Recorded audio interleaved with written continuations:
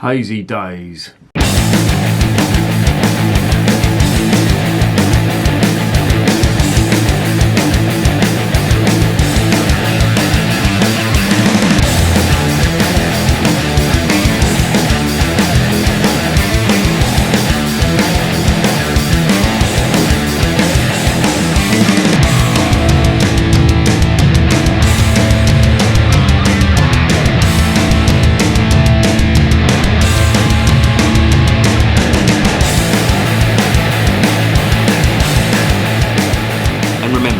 Life is too short to be drinking shitty beer.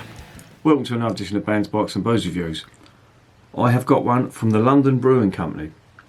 Well, no, I haven't got one from the London Brewing Company. I've got one from the London Beer Factory. Hazy Daze Session IPA. Now, I have just reviewed Goose Island Goose IPA. And I was bitterly disappointed. So I've got a can of this stuff now, and it's a Session IPA, and it sounds really promising. There's not much detail on the can. I've had to look this up on the website. They're based in a place called West Norwood, which is in South London. If you're a football fan, it's where that team, what are they called? Crystal Palace. I knew, I've been there a few times. That's where they're based, but this stuff is available in Tesco's, and that's a good thing because they're quite a small concern, and they have got their beers into the supermarket and they're getting it out to the masses, which I think is brilliant. So, without more spiel, let's get this open. And that is a novel can. I don't know whether you can see this or not. I don't want to tip it up. But it's not your normal can. So when you open this, you're not getting a little opening. You're getting that. So I'm taking that off, and I can't tip it up, but you can actually see what a beer looks like in a can now. And it smells quite citrusy, and there's citra hops in this as well, and I'm getting that straight away too. Above all this fruit. There's pineapple on there, and there's a couple of other things as well. There's a couple of other citrus fruits on there as well. Maybe a little touch of mango, and a little bit of orange in there as well. But they're not massively jumping. They're not jumping out at me. But let's get it in the glass. This is going to be quite difficult. I've never poured a beer. I'll show you the top of the can, but I've never poured a beer like this before. It's quite novel what they've done. I don't know why they've done it, but they have. It is very hazy. Just let me show you the top of the can. I don't know if you can see this or not. When you open it, that is very novel and unique. I don't think I've ever opened a can like that before. Even a soft drink. So you're opening it right up. You're getting all the oxygen straight in there. Whether that's a good or bad thing, I don't know. But let's see what we get on the nose. It's very hazy, as you would expect from the name, Hazy Daze. Head is white, half finger head.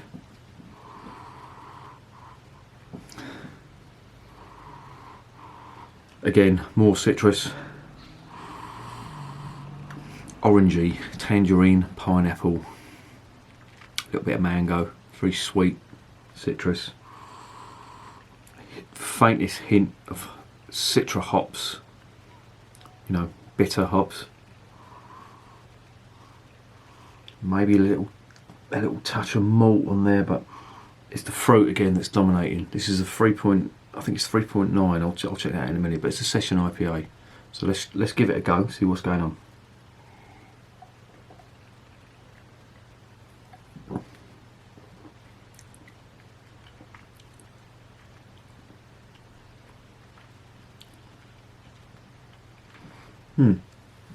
It's okay. The fruits in there don't really stand out, but there's definite you know, citrus going on in that.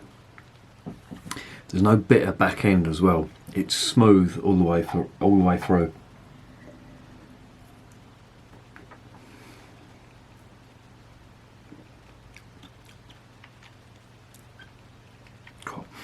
It's very drinkable. I can see why they call it a session IPA. It goes down really nice, and this is cold as well. It's very refreshing. Very refreshing, very fruity. No harsh citrus on that at all. You know where sometimes with these IPAs you get, you know, harsh, bitter citrus, which on occasion I like. This is styled as a New England IPA as well, and it's very sweet for a New England IPA. I'd expect more bitterness on the back end, and I'm not getting that. But on its own merits, it's not a bad drink.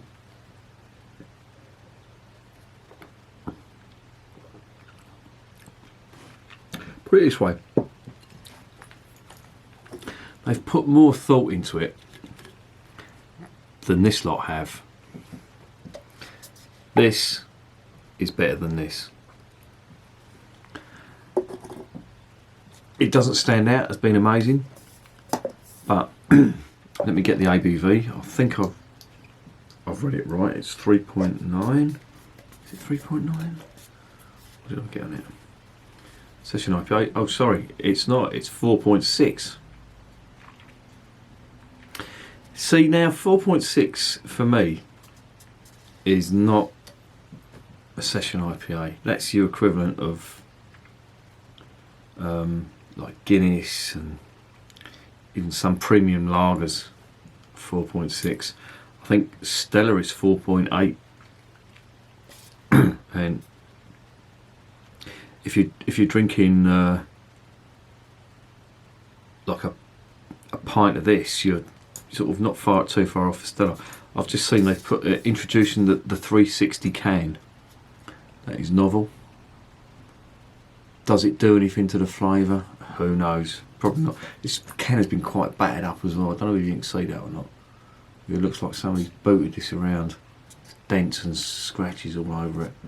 What am I drinking?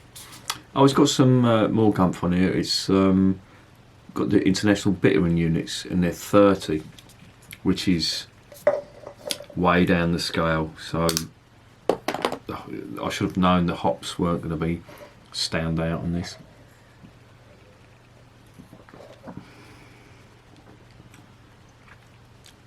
I'm getting a bit of pineapple back on that now as it's warming up a little bit. This was cold. It's starting to cool down a little bit. What would I give it? Well, it's not a session IPA, I don't think, at 4.6. If you fill pints of this and you think you're going to be able to drink that all day, you're going to be sadly mistaken. Is it a New England IPA? No, it's not. I've just got to take it on its own merits. Is it bad? No, it's not. Is it flavoursome? Yeah, it's got a bit of flavour. It's not massive. It doesn't jump out at me. I'll give that a 6 out of 10. And would I recommend it? I wouldn't say you would want to drink this all night. It's